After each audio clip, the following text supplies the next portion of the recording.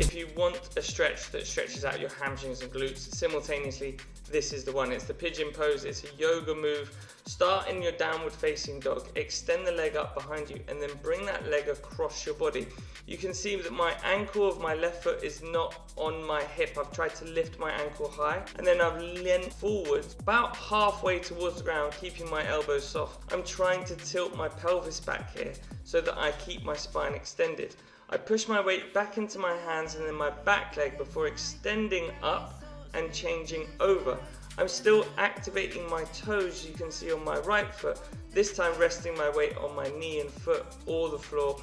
As I lean slowly forward, I'm taking the weight out of my arms and shoulders and pushing the weight into my right hip to help leverage more stretch through the right glute and hamstring using my body weight. That enables me to get deeper and deeper into that position. Hold it for about 60 seconds on each side before lifting yourself up, extending the right leg up and then putting it back down on the floor.